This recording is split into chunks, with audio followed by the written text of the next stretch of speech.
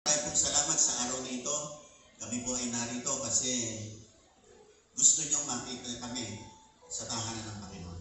Sa araw na ito, patnubayan niyo po kami at hindi po sayang ang oras na aming gugugulin para po magpuri, sumamba, makinig na inyong mga salita at mag-alay po sa inyo ng aming panahon, buhay at lahat ng bagay na nasa amin. Kaya salamat po sa araw na ito. Nawa ang biyaya at pagpapala niyo po, ibuhos niyo po sa buhay ng bawat isa. Paglabas namin dito mamaya, hindi na po kami katulad ng dati. Baguhin niyo po kami. Mangusap po kayo sa amin. I-transform niyo kami from glory to glory para sa kaluluwalhati ng inyong Panginoong pangalan. Salamat po sa lahat ng ito. At patnubayan niyo po ako, Panginoon. Let your grace abound in my life at sa buhay ng bawat isang makikinig. Thank you. Ang aming dalangin in the name of the Father, the Son, the Holy Spirit, in Jesus' name. Lahat magsabi ng amen at palakpakan natin malakas ang aming Panginoon. Amen at amen at amen. Ang ating pong coming anniversary will be on December 15. Nag-move po tayo from November. Kadalasan po nasa 3rd o 4th week po tayo ng November. But we will be having it sa December 15. At malamang po yung ating gift giving every December ay pagsasabay-sabayin na po natin. Kaya po medyo malaki po yung preparation natin.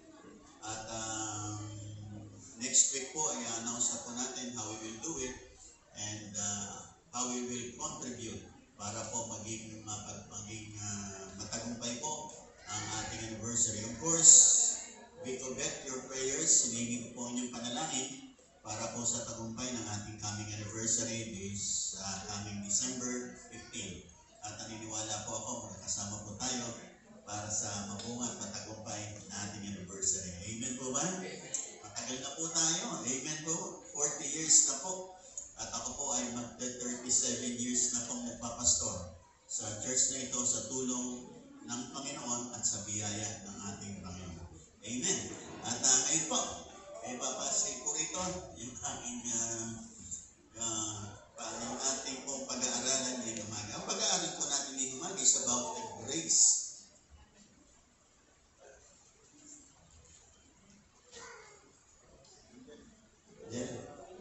Ito po, pipindutin.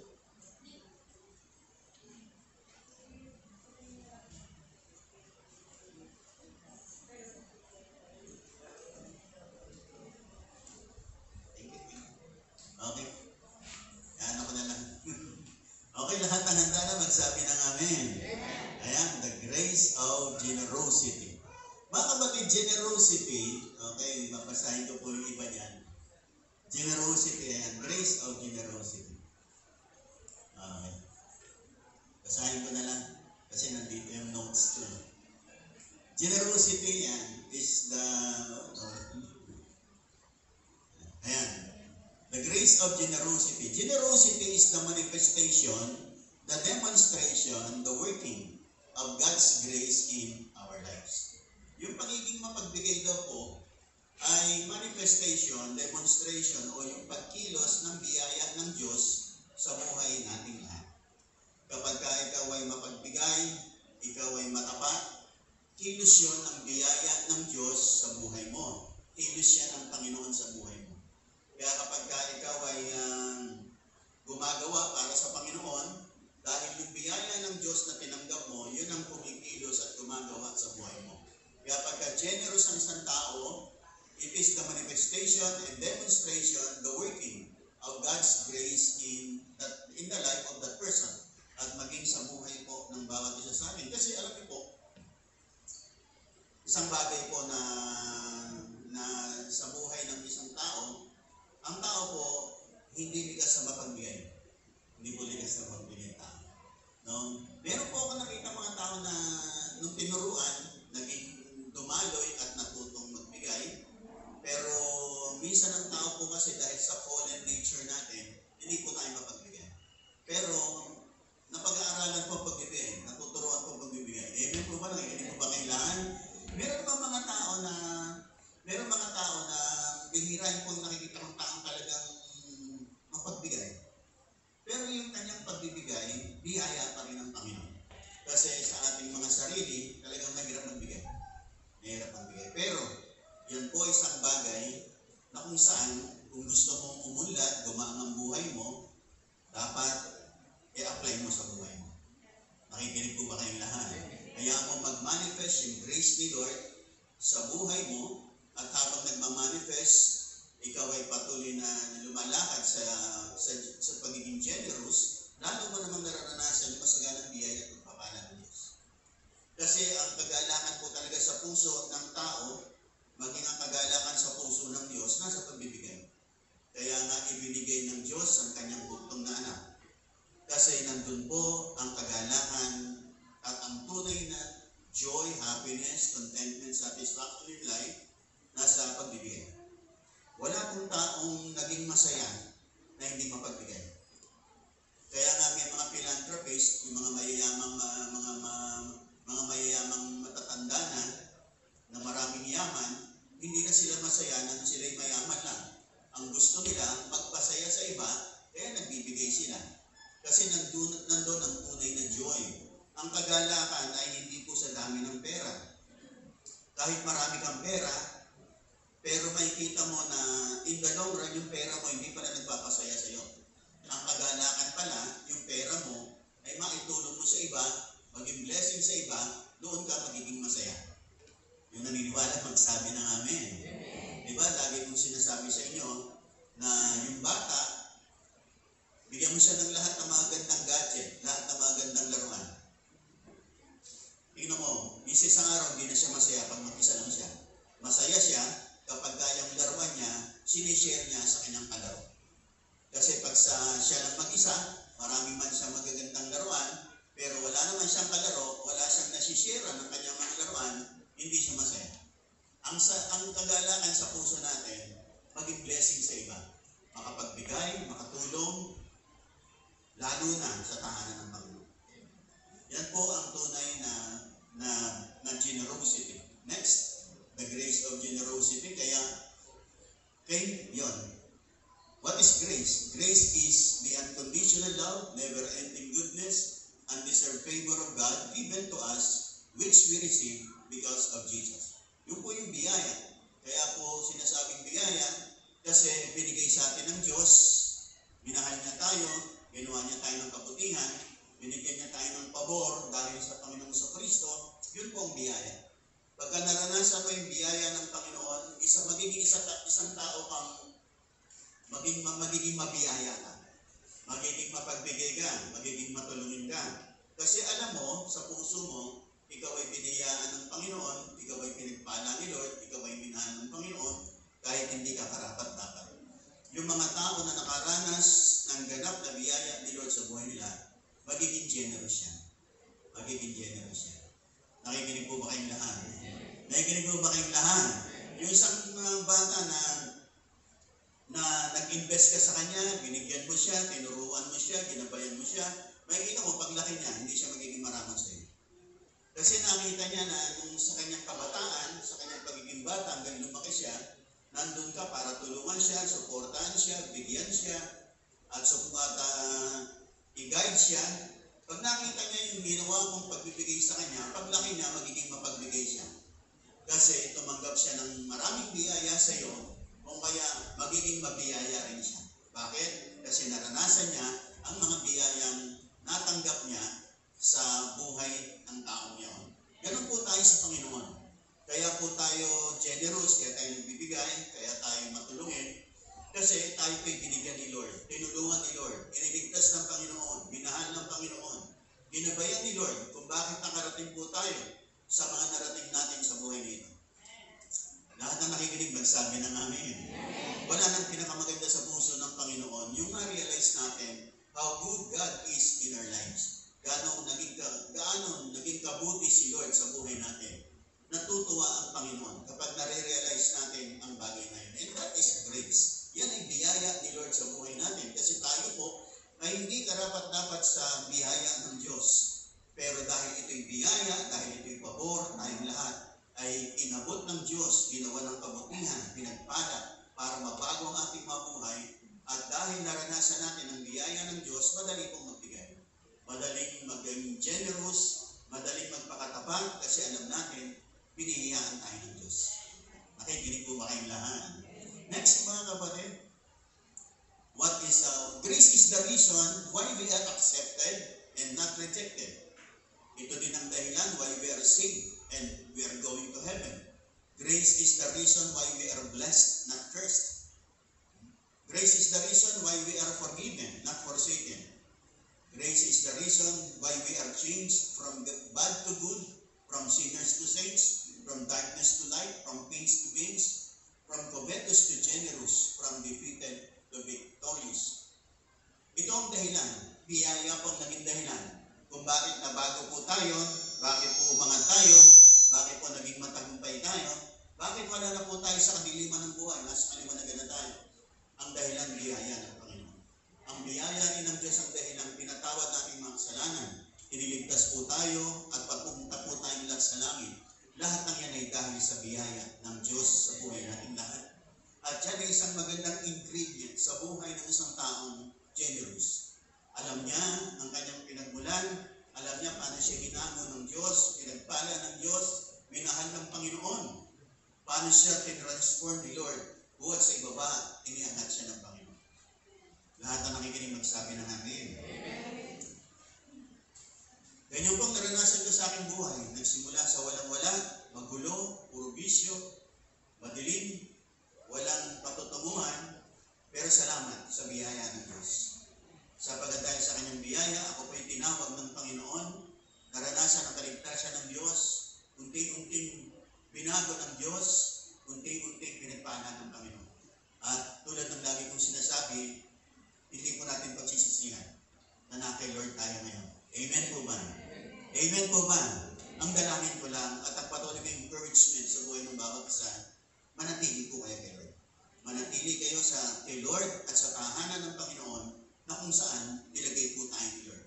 Kasi dito sa lugar na ito, patuloy tayong i-develop ng Panginoon, huhubugin ng Diyos, pagpapalain ng Panginoon, iaangat tayo from level to level ng ating mga buhay. Dahil po sa biyaya ng Panginoon. Amen po ba? Mga kapatid, patuloy ko kayong pinupundasyon sa biyayang ito ng Diyos. At ito po ang magiging pundasyon ng ating buhay ngayon at sa mga darating na panahon, sapagat ang lahat sa buhay natin, biyaya ng Panginoon. Kung ikaw man ay gumaling, ikaw man ay lumakas, ikaw man ay nagtagumpay, ikaw man ay umangat sa buhay na ito, biyaya ng Panginoon. Biyaya ng Diyos sa buhay mo. At kapag biyaya ng Diyos, wala na tayong ibang masasabi kundi salamat Panginoon. Dahil sa biyaya niyo Panginoon, ako po'y nabago at ako po'y hindi na katulad ng dati. Ako po'y na-transform from glory to glory of my life. Amen po ba? Amen. Lahat na nakikinig magsabi ng amen. At next, sabi doon, grace makes people generous. Ito, tingnan natin ito. Yung sabi po dito sa 2 Corinthians chapter 8, verse 1, dito po ako. Paano niya ginawa yung biyaya ng Diyos? Sabi rito, 2 Corinthians chapter 8, verse 1, and now, brothers and sisters, we want to tell you what God's grace has done in the churches in Macedonia. These believers have been tested by great troubles, and they are very poor.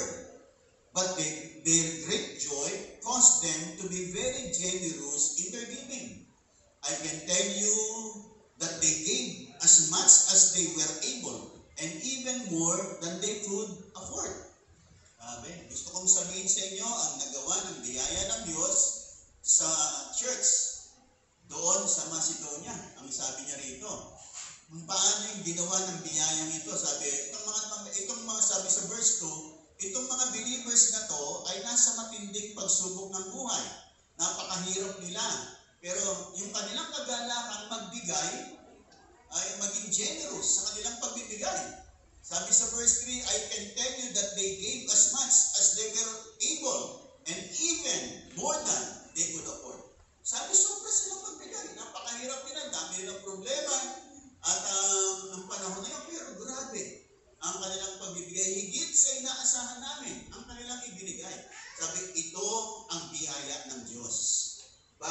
itong mga taong ito, despite na mahirap sila, despite na marami silang problema noong panahon na yon, pero grabe silang magbigay. Bakit? Sapagkat sila nagbibigay bunga ng biyaya ng Diyos sa kanilang buhay.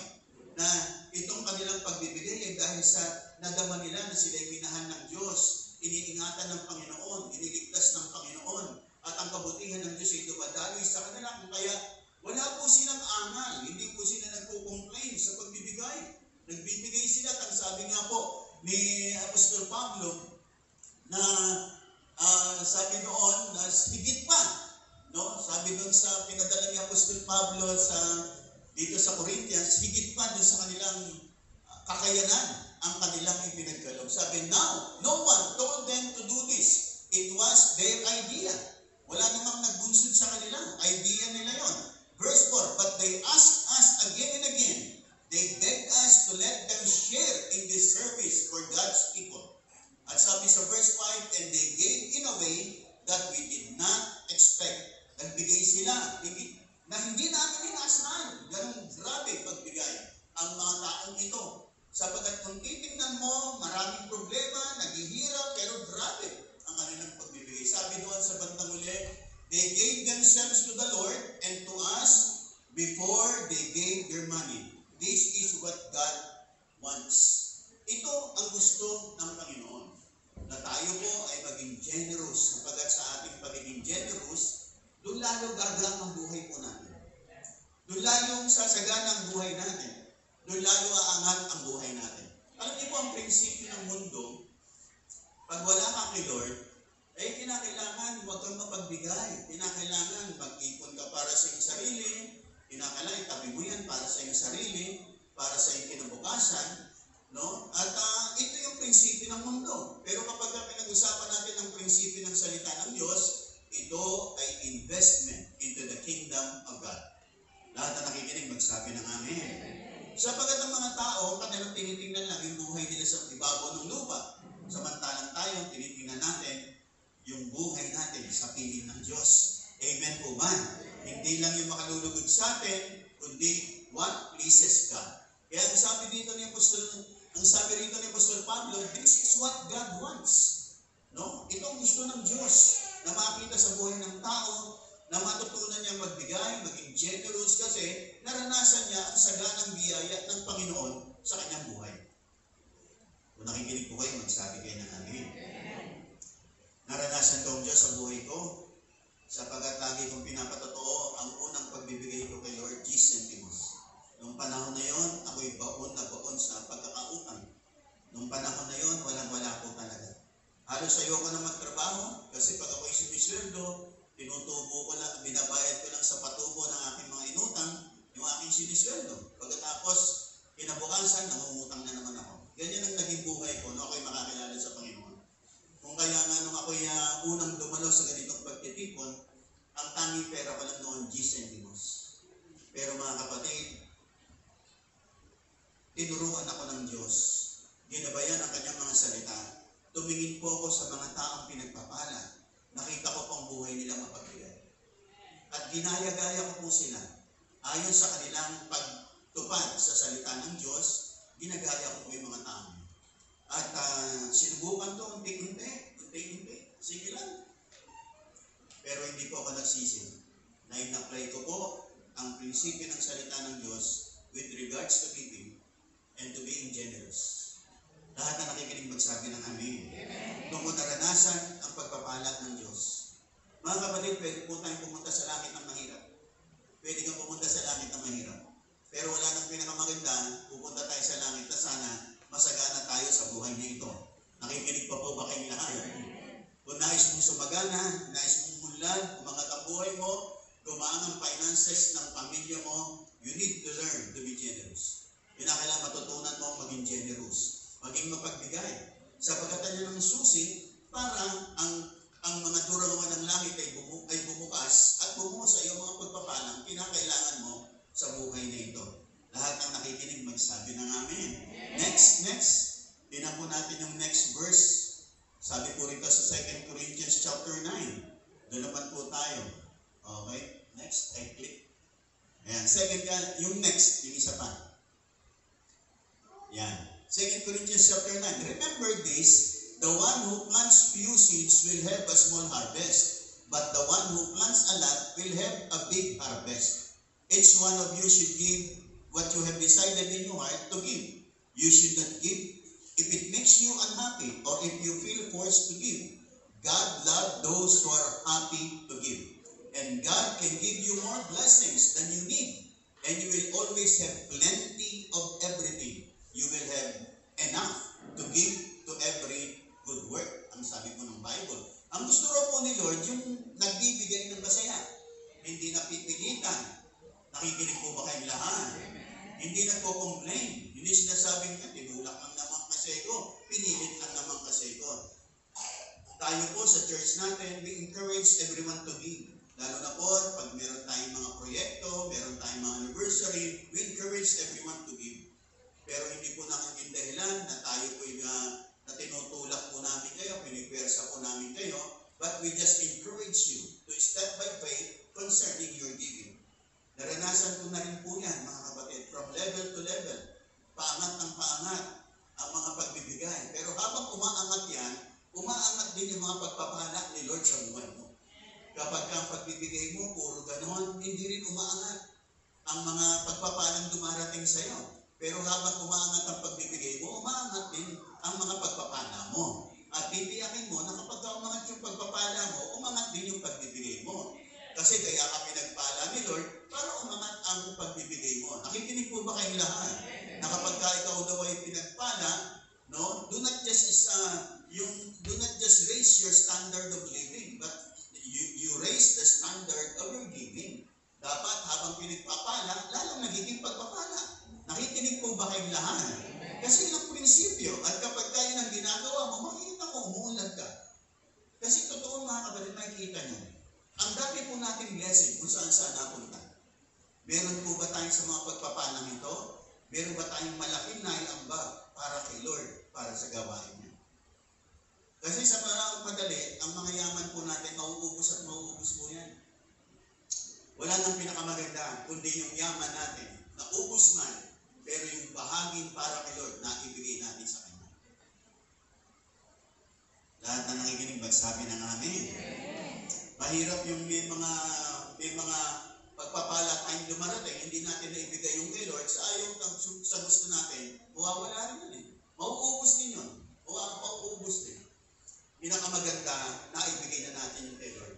Pinakamaganda, na-apply natin ang pagiging generous according to the Word of God. At kapag ginawa natin yun, makikita nyo, blessed ang buhay natin lahat.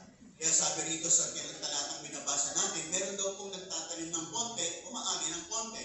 Meron nagtatanim ng marami, umaani ng marami. Dapat daw po magbigay tayo with a decision in our heart na hindi tayo nagbibigay ng malungkot, hindi dahil tinulak tayo, kundi tayo po'y nagbibigay ng may kagalakan sa ating puso. Dapat matuto kang magbigay ng may kagalakan sa puso mo. Nakikinig po ba kayong lahat? Mga kapatid, madali magbigay ng masaya. Depende kasi sa ibibigay. Halimbawa, magbibigay ka ng piso, malaki naman malungkot ka pa. Piso na nga lang bibigay mo, napakalungkot mo pa. Ano ba naman yan? Nakikinig pa po ba kayong lahat? Madali magbigay ng masaya, pero ano yung binigay mo? Ang lahat na nakikinig magsabi na amen. Ang pinakapamantayan na ikaw ay good at cheerful giver. Kasi mahal ni Lord yung masayang nagbibigay. God loves a cheerful giver. Pero, nagbigay ka ng kakaiba. Pero masaya ka pa rin. Nagbigay ka ng grabe. Pero masaya ka pa rin. Yun ang mahal ni Lord. Hindi lang basta yung nagbigay. No? Nakikinig pa po ba kayong lahat? Kung nagbigay siya, ako, saya-saya ako nagbigay. Bakit magkano ba binigay mo? 2 piso. No? Pero iba, yung nagbigay ng 10,000 pero masaya pa rin. Nakikinig pa po ba kayong lahat? Iba yung sinabi ni Lord, anak, ang ibibigay mo 20,000 pero masaya pa rin. Makikita mo, yun ang kinagagalak ng Panginoon. Kasi depende sa ibinigay. At dapat sa bawat pagbibigay may joy. Kahit na ang pagbibigay mo ay tila baga sacrificial sa buhay mo. Lahat ng nakikinig magsabi ng amen. Lahat ng nakikinig magsabi ng amen. Mga kapatid, ang pinakamatindi mga kapatid, nagbigay ka ng isang something that is very sacrificial, pero mararanasan mo yung joy ni Lord sa puso mo. Kahit na minsan nagbigay ka na parang very sacrificial sa'yo, pero ibinigay mo dahil yun ang sinasabi ni Lord, magiging masaya yung puso mo. Kesa isang bagay na ibinigay mo pero hindi nang sinasabi ni Lord. Sabi ni Lord, ibigay mo 10,000, ang binigay mo 1,000. Kasi masaya ka sa 1,000, pag 10,000, malungkot ka. Pinasaya mo yung sarili mo, pero ang totoo, pagkatapos nun, hindi ka masaya. Kasi hindi mo nasunod si Lord. Nakikinig po ba kayong lahat? Ang joy is in obeying the Lord. Yung pagsunod sa Panginoon ang kagalakan. Nakikinig pa po ba kayong lahat? Naalala ko yung panahon na ako ay pinag-usap ni Lord, na sabi ni Lord sa akin, ibigay mo yung cellphone mo sa gawain ng Diyos. Noon, meron akong 2 cellphone. Ang mga cellphone noon na magaganda ay 5110 pa lang. 2 yung cellphone ko, 5110 at Rayong. 2 po yung cellphone ko. Sabi ko, Panginoon, sige po, 2 naman yung cellphone ko, ibibigay ko, Panginoon. Noong panahon na yon, ang church po natin napakahirap. Ang panahon na yon, pagka ang kailangan po natin operational expenses sa loob ng 1 linggo ay 2,000. Ang pumapasok kami sa 400, 500. Kaya hindi po laging naaabot. Yung mga pambayad ng kuryente, yung mga allowances, hindi po naaabot. At sabi sa akin ng Panginoon, mag-offering ka sa church, magbigay ka ng sacrificial offering. At ako'y nagpipray dito araw ng Sabado, sabi sa akin ng Panginoon, bigyan mo yung cellphone. At sabi ko, opo Panginoon, nadama ko yung kilos ng Diyos sa buhay ko. Sabi ko, total, 2 naman yung cellphone ko.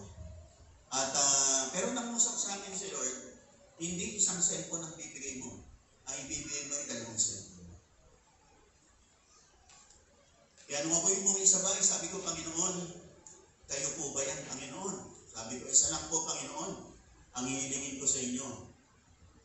Pag pumayag si White, nagbigay ko yung 2 cellphone. Ibig sabihin, ikaw nga, Panginoon, na nagsasalita sa akin. Kaya nung ako'y umuwi, kasi noon hindi pa kami rito nakatira, doon pa sa TQ.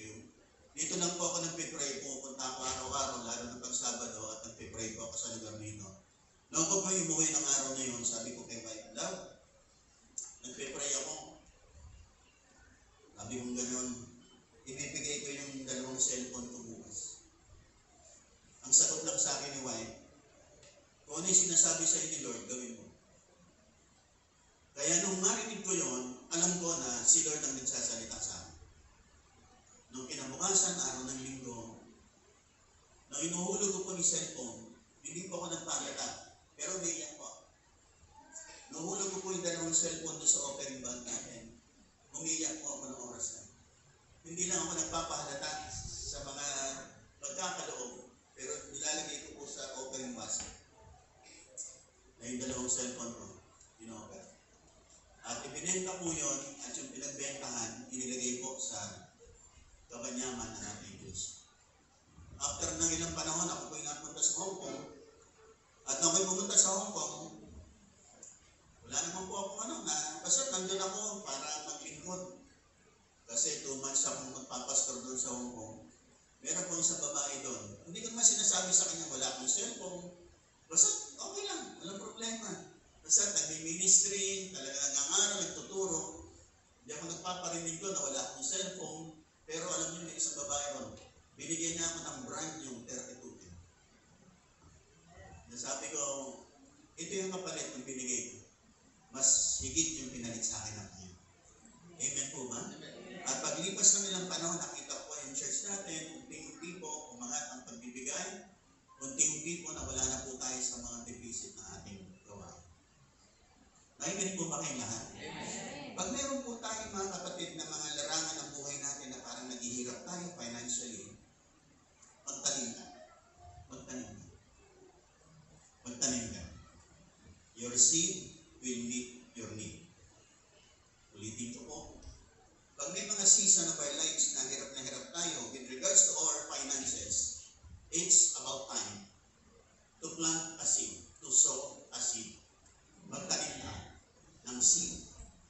because your seed will meet your need.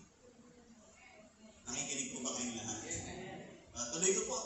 Sabi rin, verse 8, sabi rito, pag nagbigay kayo, verse 8, God can give you more blessings that you need, and you will always have plenty of everything. Pag marunong kayo magbigay, si Lord, bibigyan kayo. Higit pa sa inyong mga kinakailangan. At maraming pagbigay si Lord. Amen po ba? Amen po ba?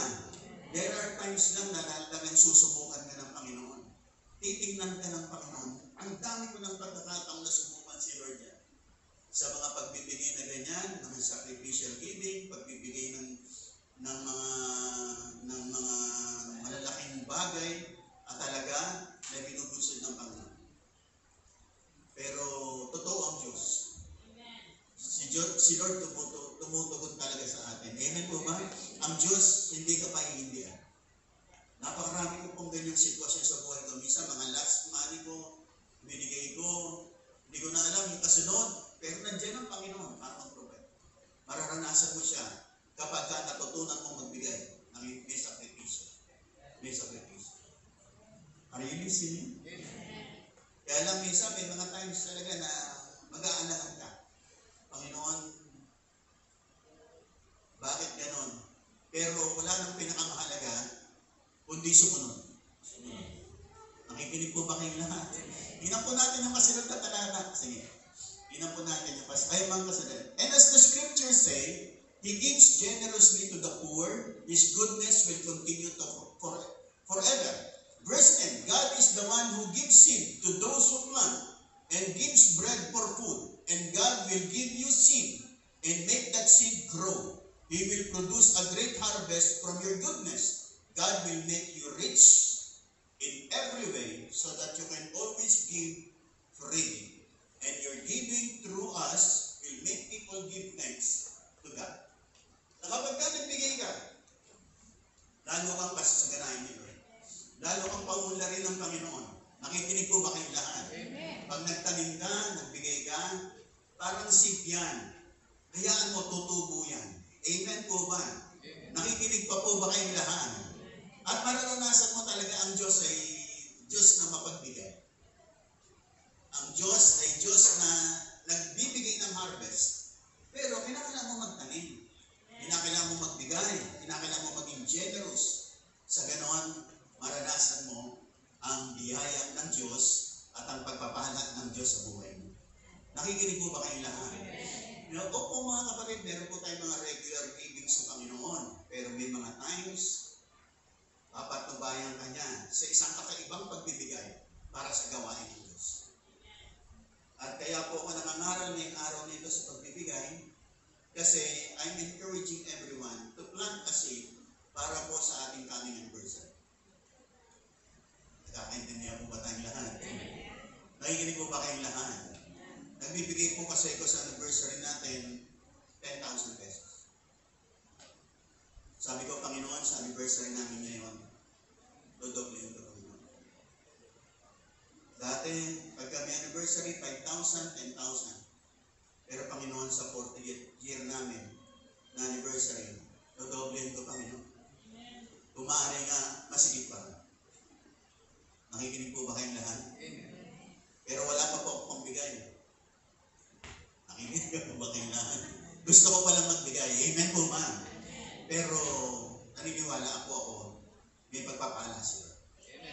Nakikinig po ba kayong lahat?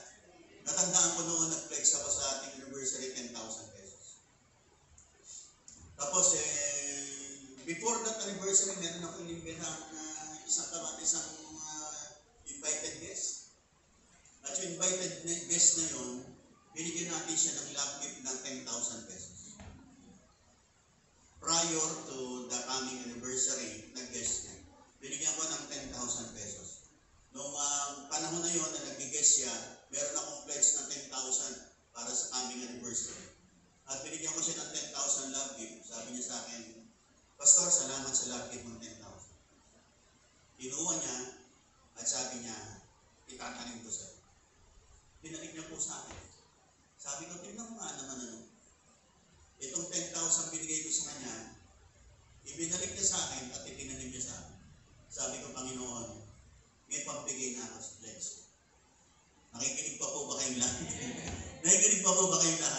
Sabi ko, Panginoon, may pambigay na sa aming flesh. At naniniwala ako ng Diyos kung paano siyang kumikilos noon hanggang ngayon, gumagawa at kumikilos ang Panginoon. Kinakailangan lang mabiyaya ka.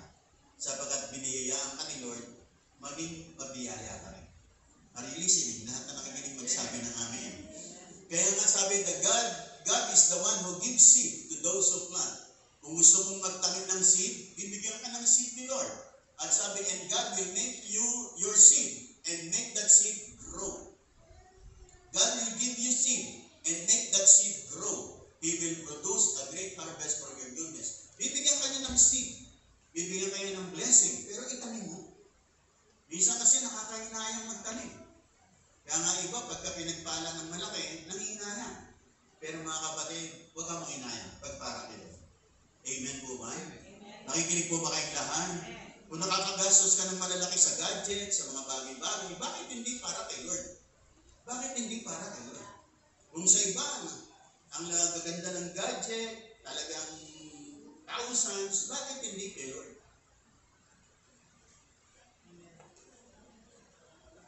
Lahat na nakikinig magsabi ng amin. Pero pag naranasan mo at natutunan mo magpakatapat kay Lord, makikita mo what God will do in your life. Makikita mo. Lahat na nakikinig magsabi ng amin. Next, ito. Tingnan natin ito. Ito po yung bibigyan ko ng pansin ngayong araw na ito. What is generosity? How the grace of generosity works and manifests. What are the rewards of generosity? Yung kung tatlong yan, ang bibigyan ko ng pansin. Next, ito po. Yan. When you think of generous people, who comes to your mind? Yan. Pagka, alam niyo po, marami na tayong mga pinatotoo tungkol sa mga naging very, very generous people. At number one dyan ay yung owner. At nagpasimula ng Colgate Palmolive, si William Colgate, isang Christian na naging very generous sa gawain ng Diyos. At of course, talimang bansa siya. At pero ginawa niyang panuntunan ang pagbibigay sa gawain ng Diyos. Pinagpala siya ng Panginoon. Na kahit na sa 1800s, nung pinasimula niya ang Colgate, ay binless siya ng Diyos kasi naging partner niya ang Panginoon. Alam niyo ba, sa pagsisimula ni William Colgate, ilang beses nalugi yung tatay niya sa paggawa ng sabon. Pero sinalo niya yung tatay niya at siya naman ang gumawa. Nalugi rin siya. Pero along the way, naghahanap siya ng solusyon para siya makaka-recover. Sabi sa kanya ng namit niyang isang Christian, ship captain, isang Kristiyanong kapitan ng barko, sabi niya nito, para umunlad ka, gawin mong partner si Lord sa business mo. Lahat ng kikitain mo, yung 10%, ibigay mo kay Lord. Hindi niya nakalimutan yun. At nagpasimula siya ulit despite the fact na lugi yung kanyang unang venture sa paggawa ng sabon. Pero nagsimula siya ulit. At yung unang kinikita niya, ibinibigay niya yung 10% yun. Itong taong ito, unti-unting pinagpala ng Diyos. Hanggang ngayon, mga kapatid, 1800s niya sinimulan. Nasa 21st century na po tayo. Pero hanggang ngayon, buhay na buhay pa rin ang Colgate Palmolive. Kasi ang Diyos ang siyang gumabay. Ang Diyos ang naging partner ng taong ito at naging very, very generous siya sa pagbibigay sa gawain ng Diyos. Siya ang laging pinapatotoo at sa kanyang history, hindi lang siya nagbibigay ng 10%, inangat niya ng inangat. From 10%, 20%, 30%. Dumating sa buhay niya, 90% binibigay niya sa gawain ng Diyos, 10% na lang sa kanya. Pero yung 10% na natitira sa kanya, napakalaki pa rin ng kanyang tinatanggap at natitira sa kanya. Kung kaya nga nung namatay si William Colgate 1857, ipinilipat niya sa kanyang, binana ng kanyang anak ang kanyang kumpanya. At hanggang ngayon, maunlad na maunlad pa. Bakit? Dahil sa isang taong ginamit ang pagiging generous, ang pagiging mapagbigay, at siya'y sinamahan at pinagpala ng Panginoon. Lahat na nakikinig magsabi ng amin. Meron po ako isang nakasama nung sa Manila. Ang pangalan niya si Engineer Jun Agustin. Kaibigan ko niyan ay kontratista po yan. At naalala ko na nasa Jesus Love Ship pa tayo. Lumapit sa ating senior pastor yan. Nang sabi, Pastor, ako po ay mag-a-abroad na. Kasi hindi naman kami nagkakaroon ng magandang kontrata sa Pilipinas.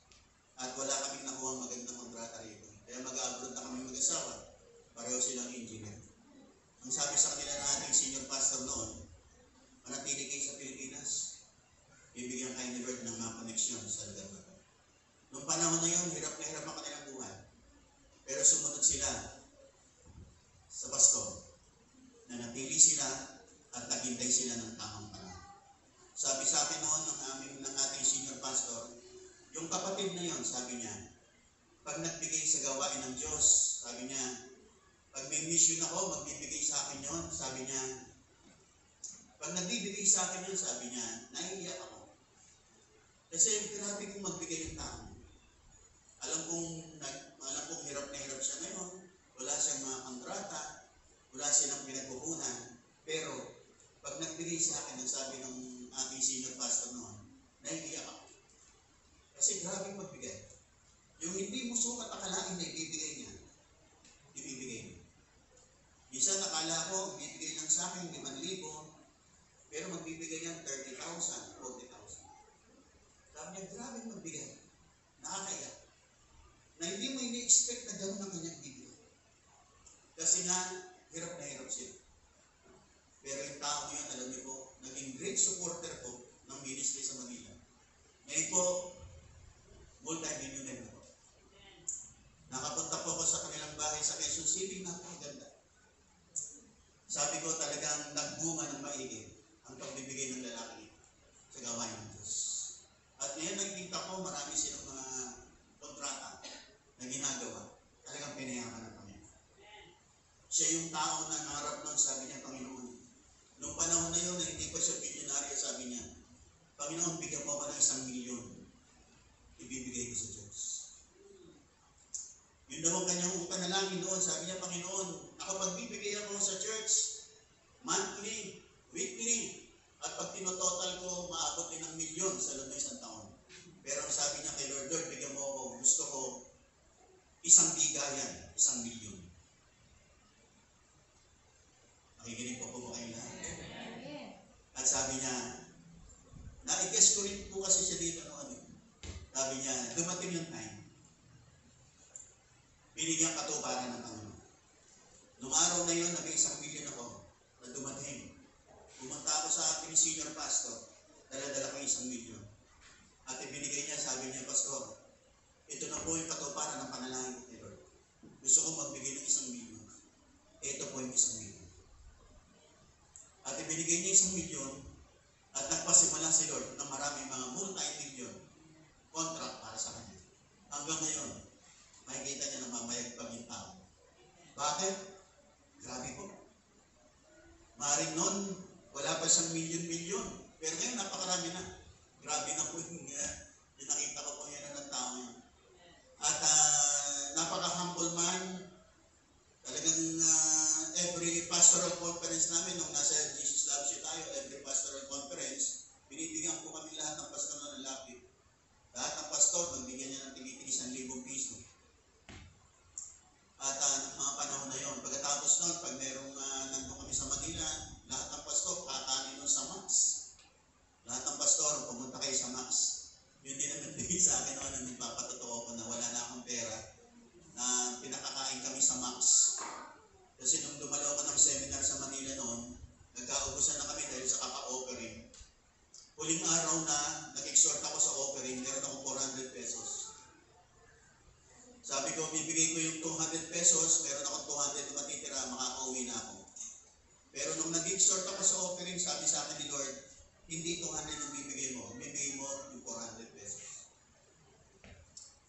Nung oras na yun, ako'y nag-exhort, nadama ko yung pangungusap ng Panginoon, kaya imbis na 200, may matitira sana ako 200, makaka-uwi na ako. Binigay ko yung 400 pesos. At pagkatapos ng seminar na yan sa araw na yun, ng tanghaling yun, half day lang sabi lahat ng pastor, pagkatapos ng seminar, pumunta kayo sa Max, may magtitreat sa inyo sa Max. Kaya nandun kami lahat sa Max, naghihintay kami na servant kami ng pagkain.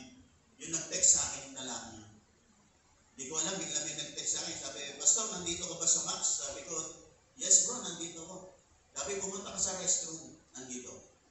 Pumunta ako sa restroom, pagpunta ko ron, binigyan niya ako ng love gift ng 4,000 pesos.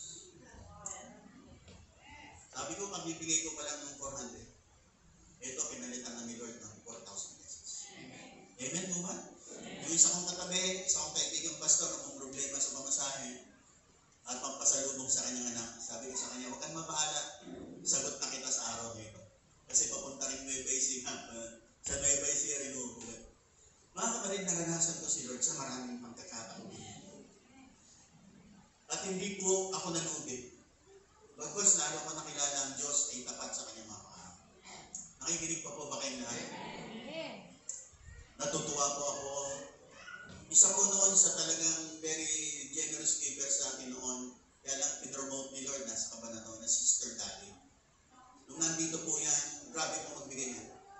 Pag binibigyan ko ng pledge yan na 10,000, sabi niya sa akin, Pastor, 20,000 po sa akin. Pag binigyan ko ng pledge na 20,000, sabi niya, Pastor, 40,000 po sa akin. Kasi tayo po nagbibigay ng mga assigned pledges pag may mga proyekto po tayo. Pero ganun po siya. Ganun po siya. At sabi ko nga sa inyo, lagi kami nag-uusap ni Wife noon. Sabi ko, tingnan mo yung babae ito. Kung magbigay sa gawain ng Diyos, grabe. Alam niyo yun yung babae yan, Sister Dani. Yan po ang babaeng linggo-linggo naglalagit po sa akin. Linggo-linggo nilalagit pa niya ako 1,000 pesos. Taon po yun.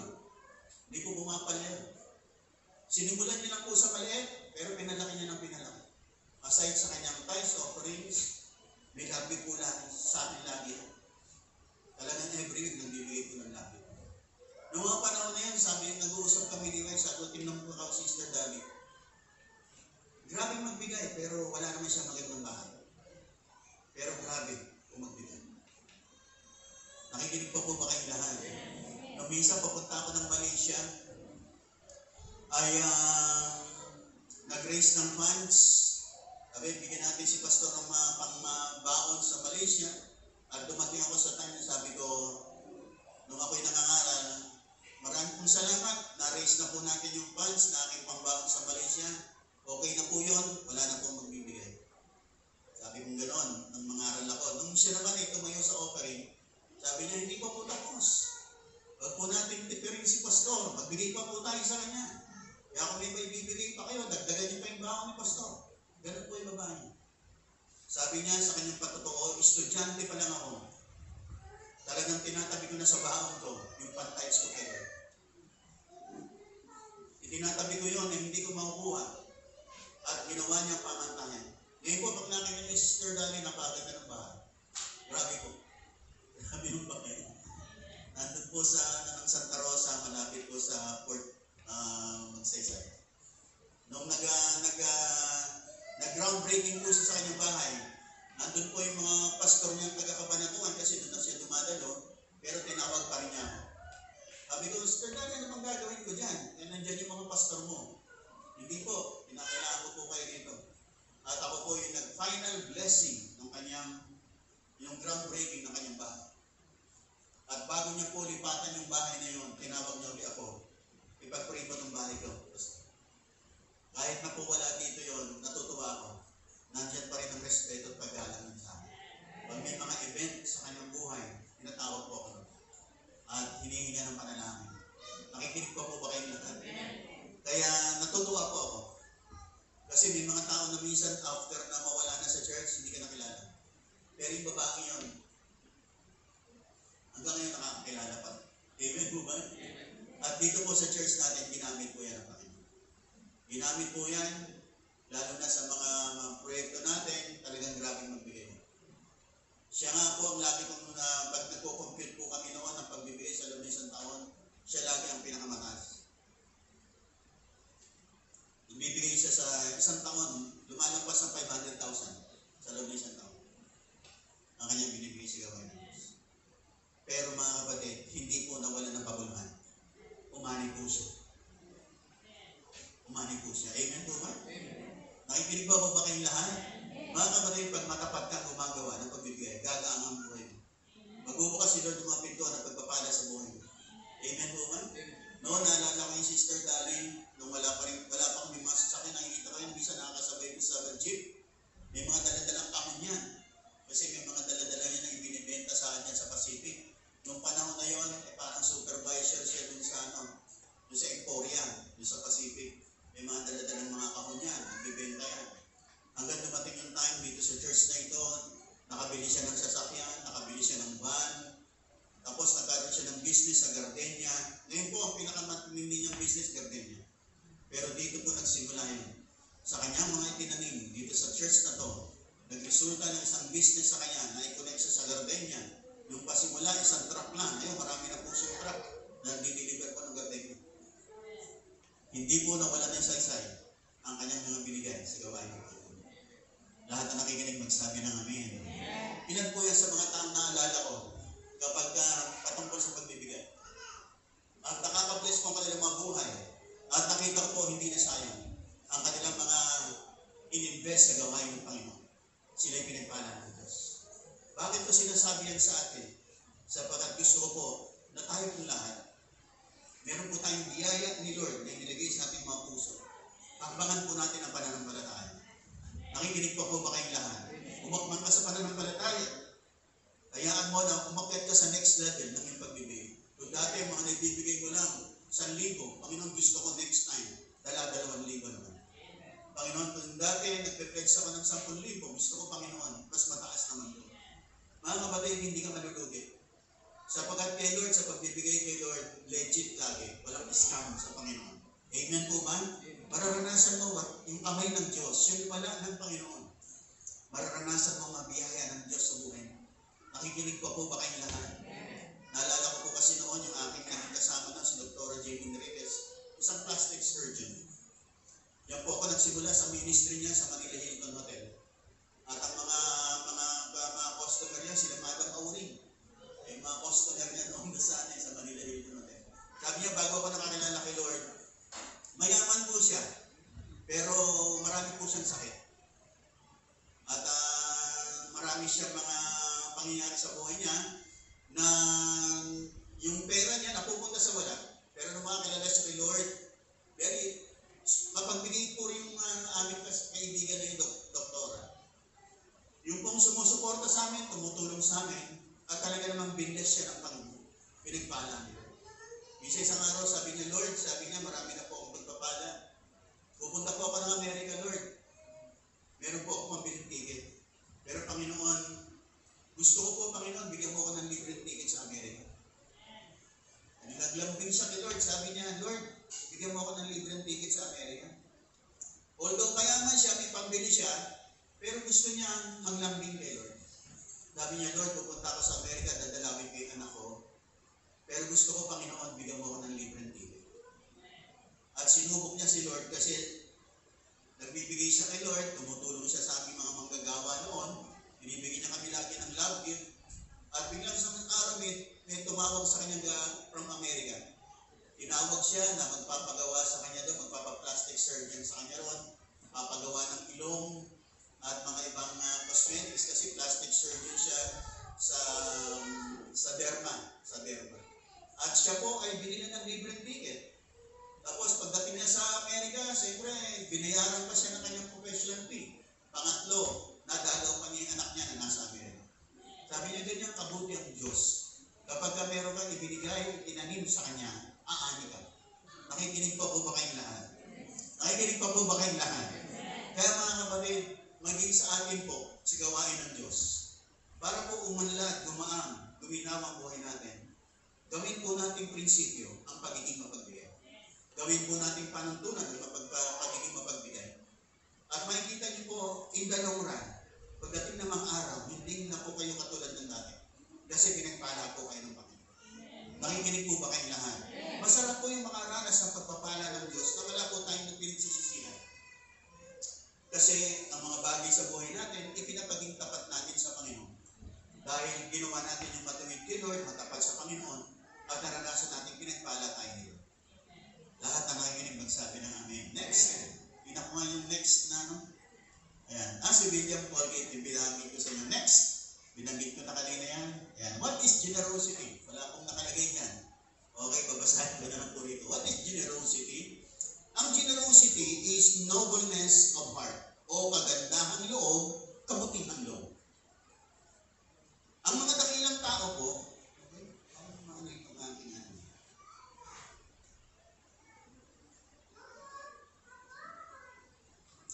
ang mga tao pong pinarangalan ay pinarangalan hindi dahil sa kanilang tinanggap, kundi dahil sa kanilang binigay. Karamihan po na nabibigyan ng mga honor, mga awards, ay dahil sa mga taong may ibinigay, may incontribute, may itinulong, naging blessing siya, kung kaya pinarangalan siya.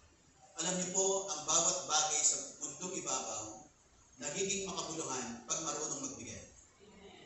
Ginawa ang, sabi ko nga lagi, ginawa ang araw at buwan para magbigay. Ginawa yung mga puno na yan para magbigay. Ginawa po ang mga hayop para magbigay. Magbigay ng pagkain, yung mga puno para magbigay ng living prutas, yung araw para magbigay ng liwanag at warmness sa ating mga buhay. Lahat ng bagay nilikha para magbigay. Tayo po nilikha para magbigay. Sapagat sa ating pagbibigay, doon pa lamang magiging makabuluhan ang buhay. Doon pa lamang magiging masaya ang buhay. Doon pa lamang magiging contented ang buhay kapag namuhay na mapagbigay. The highest level of living is always giving. Yung highest level ng mabuhay ka ay matuto kang magbigay. Magbigay ng pagmamahal, magbigay ng atensyon, maging blessing sa buhay ng iyong kapwa, nandyan natin ang katuturan ng buhay. Hindi po sa pagtangkin, hindi po sa pagiging maramot, madimot, hindi po doon masaya ang tao. Hindi magiging ganap ang buhay mo kapag gagana ng way of life mo. Kaya tayo tinawag ni Lord kasi gusto niyang maging masaya. Pinagpala ang buhay natin.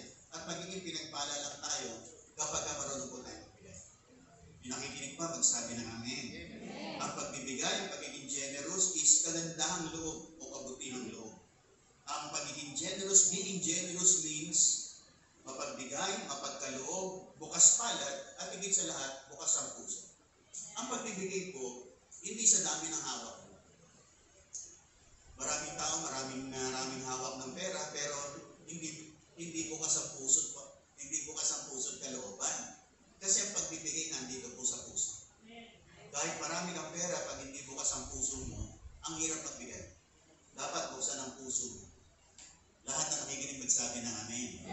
Kaya po tayo nagbibigay kasi pinunood po tayo ni Lord na maraming mga pagpapala sa buhay natin. Minahal tayo ni Lord, pinabura niya tayo, pinagaling niya tayo, pinalakas niya tayo, tinulungan niya tayo, binigyan ng mga kaloob, abilidad, para gumanda ang buhay natin. Yung mga bagay na yon ay magagandang dahilan kung bakit kinakailangan magbigay ka. Kung bakit kinakailangan suportahan mong gawain ng Diyos, tulungan ang gawain ng Diyos, kasi naging mabiyaya si Lord sa buhay mo.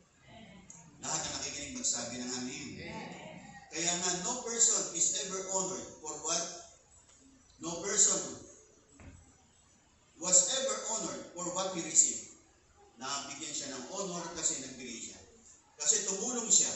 Kasi naging pagpapala siya. Kaya binigyan siya ng parangal. Kasi meron siyang naiambag na maganda. Nakatulong siya sa marami. At naging blessing siya sa buhay ng maraming tao. Dahil doon, nakatanggap siya ng honor. Pinagpala siya. Kasi naging daluyan siya ng pagpapala. Nawa, sa buhay natin mga kapatid, patuloy po natin bigyan ng pansin na tayo po'y maging mapagbigay. Hindi lang tayo nakinig sa aral na ito kasi ang aral po natin, papakinggan natin, kapag tayo pinamuhay natin, doon pa lamang natin nararanasan ang marami pang pagkilos ng pagpapala ng Diyos sa buhay. Lahat na nakikinig magsabi ng amen. Nakita ko po sa buhay ng mga taong mga matapat na nagbibigay kay Lord, mga taong talagang pinagaling ng Diyos, blessed ng Panginoon, pinangat ng Diyos ang buhay, maaaring dumaan din sa maraming mga pagsubok ng buhay, pero sila yung pinalalayan ng Diyos at kinabayan ng Panginoon para sila magtagumpay at umangat sa buhay niya. Mga kapatid, marami pa pong nakalaan si Lord para sa iyo. Uunlad ka pa, sasagana ka pa. Kinakailangan matuto ka lang magtanim, kinakailangan matuto ka magbigay, kinakailangan maging tapat ka, kinakailangan maging generous ka. Lahat na nakikinig magsabi ng amen. Sapagat doon mo ma-explore ang marami pang mga biyaya at pagpapala ni Lord sa buhay mo. Doon mo makikita ang marami pang biyaya at pagpapalang nakalaan si Lord. Mga nakaumang, nakaambang pagpapala, dadaloy sa buhay mo, bubuo sa buhay mo, raragasa sa buhay mo, kasi marunong kang magbigay. Lahat na nakikinig, sabi ng amen. Kaya nga po ang usapan kapag pagbibigay, isa po parang nakakaasyaw. Ang hirap din magturo sa pagbibigay. Mas maganda pa nga pag may imbitahan ka pag sa pagbibigay. Pero wala nang pinakamagandang magturo sa pagbibigay, kundi ang pastor. Ako po, bago ko tinuro, in-apply ko na po sa buhay ko. Nakikinig po ba kayong lahat? Through the years, ito na po ang naging pamantayan ko sa aking buhay. Naranasan ko rin po noon sa buhay ko na hindi ako naging matapat. Pero wala akong nangyaring maganda. Lalong bumaon sa utang, lalong palubog, lalong nawawalan, lalong ang bigat-bigat ng daloy ng pinansyal sa buhay mo kasi hindi ka matapat magbigay. Pero baguhin mo ang prinsipyo. Sundin mo ang salita ng Diyos. Maging mapagbigay ka, maging matapat ka sa lahat ng mga pagpapalang darating sa iyo. May nagbigay sa iyo ng pagpapala, may kinita ka sa mga ani mo, mayroong makinita sa negosyo, mayroong mga dumating pa na nakaalala sa iyo, nagbigay sa iyo ng pamasko, lahat ng mga pagpapalang darating sa iyo, ipaging tapat mo kay Lord. Ibigay mo yung ika-10 bahagi, magbigay ka ng kaloob, at kung mayroong mga pledges at mayroong mga faith project, magbigay ka, nakikita mo, hindi ka malulugi. Hindi ka malulugi. Tulad ng binasa natin sa 2 Corinthians chapter 9, yung nagtatanim ng konti, aani ng konti. Yung nagtatanim ng marami, aani ng marami. Kaya nga pag marami ang pagbibigay, matuwa po kayo. Mas maraming pagpapala. Nakikinig pa po ba kayong lahat? Yung masaya dahil sa pagbibigay, pumalakpak ng malakas sa ating Panginoon. Amen po ba? Kaya nga mga kapatid, ang buhay, pagbibigay. Pagbibigay. At habang nagbibigay ka, lalo ka nabibless, lalo kang umaangat. Nakikinig pa po ba kayong lahat? Nakikinig pa po ba kayong lahat? Kaya itong buhay, at itong ganap na buhay, kapag ka marunong ka sa larangan ng pagbibigay, uunlad ka, gaga ang buhay mo. At makikita mo, magiging masaya ka. Kasi nakakasunod ka sa pinagagawa ni Lord sa buhay mo. Yun ang pinakamahalaga sa lahat, mga kapatid. Hindi yung tayo nagbibigay para sumikat, para kilalanin, para mag-influensya. Nagbibigay tayo kasi ito ang gusto ng Panginoon. Ito ang sinasabi ng salita ng Diyos. At dapat sa pagbibigay, may kusa. Hindi napipilitan, hindi itinutulak, hindi nagrereklamo. Nakikinig po ba kayong lahat? Dapat may kusa. At dapat pag nagbibigay, dapat something that is very valuable to you. Dapat yung pagbibigay mo, pagbibigay na mahalaga sa iyo. Kasi pag mahalaga sa iyo, ibig sabihin, ibang klase yung pagbibigay. Tulad ng sinasabi ko po, pwede ka namang magbigay, pero yung binibigay mo ba mahalaga sa iyo? Baka naman yung binibigay mo walang halaga. Halimbawa, nagbigay ka ng isang lumang sapatos, hindi mo na ginagamit. Pero iba, pag yung ginagamit mo sapatos na mamahalin at gustong-gusto mo, ibibigay mo. Iba yun. Iba yung magbibigay ka ng sapatos na itong sapatos ko, ito na binigay, hindi ginagamit, maibigay na nga. Oo, naibigay mo naman. Pero hindi mo na kasi ginagamit yun eh. Paano kung yung mamahaling sapatos na susuot mo, bilang sinabi ni Lord, yan ang ibigay mo. Ibang klase. Kaya sabi ng isang nabasa ko, pag nagbigay ka ng isang bagay na sacrificial, the more sacrificial it is, the more meaningful it is. The more sacrificial it is, the more meaningful it is. Mientras ang pagbibigay mo sakripisyo, mas makabuluhan. Mas super napakahalaga. Kasi sakripisyo. Kaya nga po nang ibinigay ng Diyos ang kanyang bugtong na anak, very meaningful. Kasi isa lang. Si Abraham nang ibinigay niya ang kanyang nag-iisang anak, very meaningful. Bakit? Nag-iisa lang. Ibinigay niya. Kaya alam na alam ni Lord, itong si Abraham ay nagkaloob ng the best of the best sa kanyang naibibigay.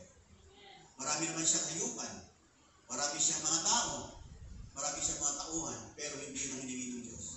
ang hiningi sa kanya ni Lord, yung someone very, very special sa kanyang buhay. Pero, pag binasa niyo po yun, nung ihandog niya at nagawa niya na yung act na yun, sabi ng Panginoon, Abraham, dahil sa'yo pinakita mo, pagpapalain kitang tunay. Kasi hindi mo ipinagkait kahit yung pinakamamahal mo. At sinelyuhan ng Diyos na Abraham pagpapalain kita. Nakikinig pa po ba kayong lahat? Mga kapatid, marami pong nakaambang pagpapala para sa buhay mo. Kinakailangan mo lang tamban. Kinakailangan mo lang aksyonan. Kinakailangan mo lang magtanong. Maraming mga nakaambang pagpapala sa buhay ng bawat isa. Kaya lang, hindi natin magamit yung tamang susi. Are you listening? Ako po, marami akong susi.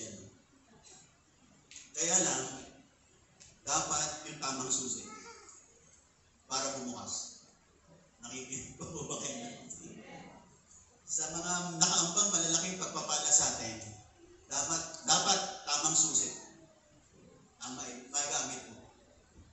Nakikinig pa po ba kayong lahat? Oo, marami para tayong gagawin para pagpalain. Manalangin ka, maglingkod ka, magpuri ka, dumalo ka. Pero may tamang susi.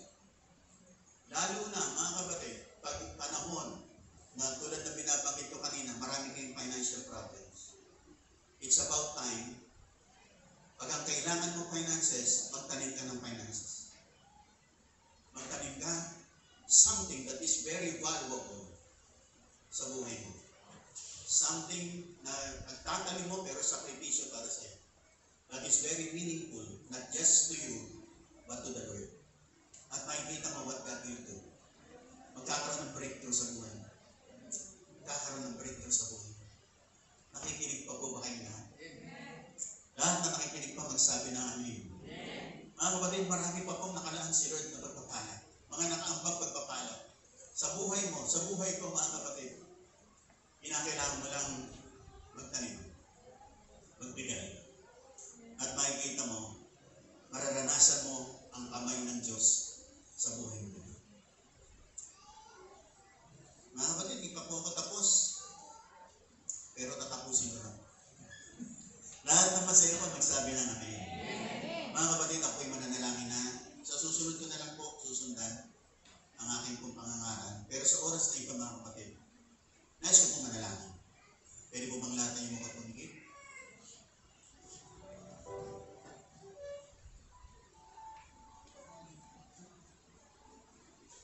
Mga kapatid, isang bagay lang.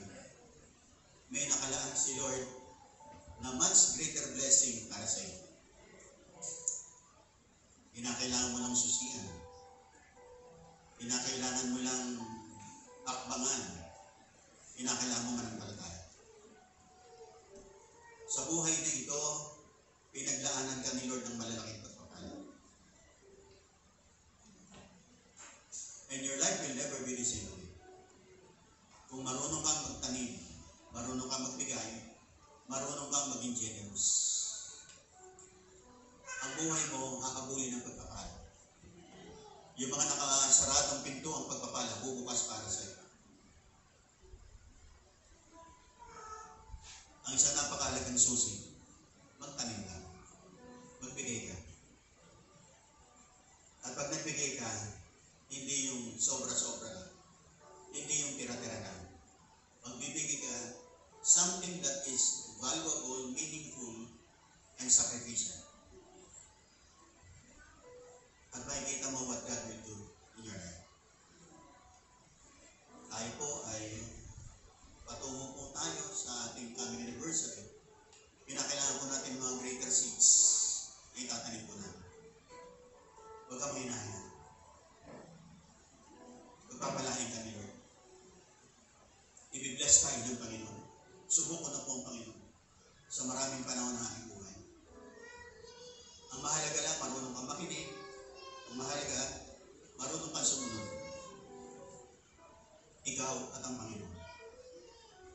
At makikita mo what God will do in your life. What God will do in your family. What God will do in your storehouse. Pagpapalain.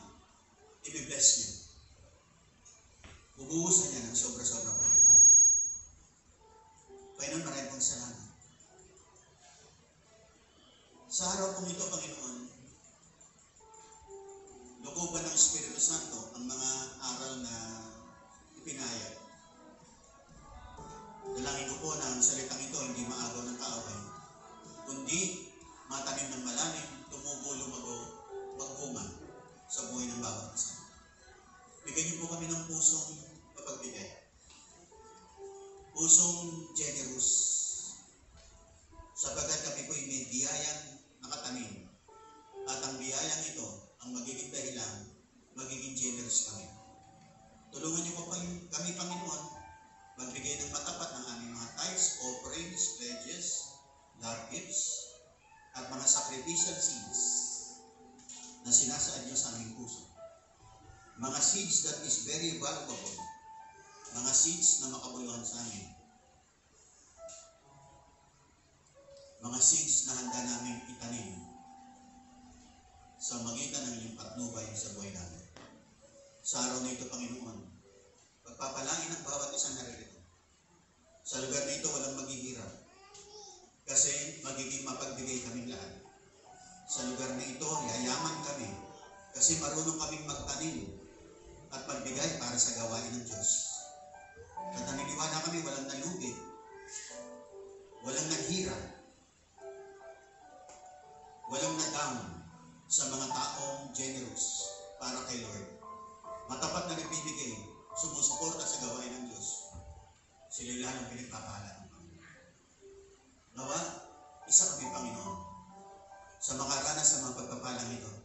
Kung meron na kami mga natanggap na pagpapala, mas marami pang magagandang pagpapalang nakalaan para sa buhay ng bawat isa sa amin. Bigyan niyo kami ng seeds. Bigyan niyo kami, Panginoon, ng itatanim. Itatanim namin. Bigyan niyo kami ng maraming seeds, Panginoon. Marami kaming itatanim. At marami kami naanin. Salamat po, Panginoon, sa buhay ng bawat isa. Salamat sa bawat puso't kaloobang hinipo ng Espiritu Santo. Panginoon, hindi lang kami na-challenge sa araw nito, but, Lord, I pray na nawa, na-change ang aming mga puso, na-transform, na-renew, dahil po sa inyong salita at sa kapangyarihan ng Espiritu Santo kumikilos sa aming kalagitnaan. Panginoon, ang mga tao ito ay aangat sa pagpapala, sasagana at yayaman, magkakaroon ng mga breakthroughs, maraming favors, maraming great victories na mararanasan, na mga taong generous, mga taong tinawag niyo sa lugar na ito, Panginoon. Sabagat darating kami sa next level, Panginoon. Milyon-milyon na ang usapan namin at magiging proyekto namin. Madali na lang kasi naging mga full-time millionaire ang mga miyembro ng Jesus Christ Forever Blessings. Pinibless ko po ang bawat isa.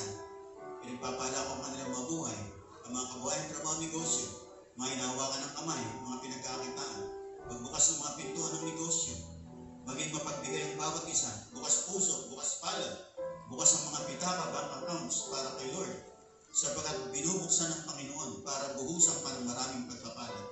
Hindi ka sasairin ni Lord, hindi ka mawawalan pag binuksan mo, sapagkat mas maraming darating na pagpapala. Pagpapalang pinansyal, pagpapalang kagalingan, kalusugan, pagpapalang pabor, promotion, para sa iyo, great victories, mararanasan mo ang mga tagumpay na matagal mo nang inaasam, mga pangarap mo na matagal mo nang pinapangarap.